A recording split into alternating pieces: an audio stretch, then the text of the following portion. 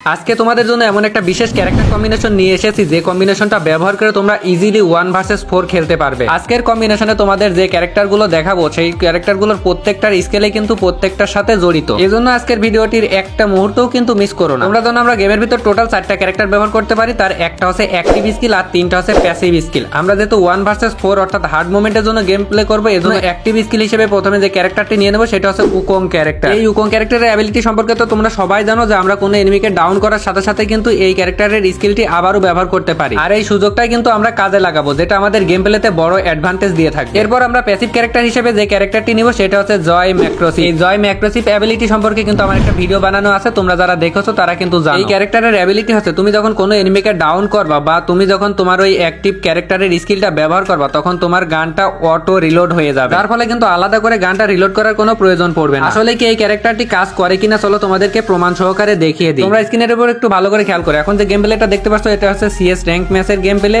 তো আমার হাতে কিন্তু G18 আছে আর আমার সামনে দেখো অনেকগুলো এনিমি আছে। তো এখানে একটা এনিমি আমি G18 দিয়ে ড্যামেজ দিচ্ছি, ড্যামেজ দিতে দিতে দেখো আমি কিন্তু আমার অ্যাক্টিভ স্কিলটা ওপেন করলাম আর সাথে সাথে কিন্তু G18টা রিলোড হয়ে গেল। আবার দেখো এনিমিকে ডাউন করার সাথে সাথে কিন্তু G18 আবারও রিলোড হয়ে গেল। এখন দেখো পাশে আরো দুইটা এনিমি রয়েছে, একটা অলরেডি আমার টিমে ডাউন করে দিয়েছে আর এই যে এখানে হেডশট মেরে আমি ডাউন করার সাথে সাথে কিন্তু আমার G18টা আবারও কিন্তু দেখো রিলোড হয়ে গেছে। আমার অপোজিটে কিন্তু আর একটা মাত্র এনিমি আছে, সবগুলো কিন্তু ডাউন রয়েছে। তো আমি ডাউনের এখানে একটা ক্লিয়ার করে দিই আর ওদিকে আমার টিমমেট একটা নক হয়ে গেছে। তো আমি সেদিকেই যাবো, যেতে দেখি যে এনিমিকে ড্যামেজ দিয়ে ট্রাই করতেছে, হালকা পাতলা ড্যামেজ লাগলো। আর দেখো আমি অ্যাক্টিভ স্কিলটা ওপেন করার সাথে সাথে কিন্তু G18টা রিলোড হয়ে গেল এবং লাস্ট যে এনিমিটা আছে সেটারও দেখো আমি মেরে দিলাম, মারার সাথে সাথে কিন্তু G18 আবারও রিলোড হয়ে গেল। এই ক্যারেক্টারটি যে আসলেই কাজ করে সেটা তোমাদের প্রমাণ সহ দেখিয়ে দিলাম। অনেক সময় হয় কি তুমি দেখা যাচ্ছে এদিকে একা বেঁচে আছো আর তোমার সামনে যে এনিমিগুলো আছে তারা 3 জন থেকে 4 জন বেঁচে আছে, অথবা তুমি একা 3-4 জন এনিমির ভিতর পড়ে গেছো, তখন কিন্তু তুমি 1 থেকে 2 জন এনিমিকে অনায়াসে নক করে দিয়ে দেখা যাচ্ছে তোমার গুলি রিলোডে চলে গেছে, রিলোড করতে যেয়ে মারা খেয়ে গেছো। কিন্তু তুমি যদি এই দুইটা ক্যারেক্টার ব্যবহার করো তাহলে কিন্তু আলাদাভাবে তোমার গুলি রিলোড করার কোনো প্রয়োজনই পড়বে না। এবার আসা যাক 2 নাম্বার প্যাসিভ স্কিলের দিকে।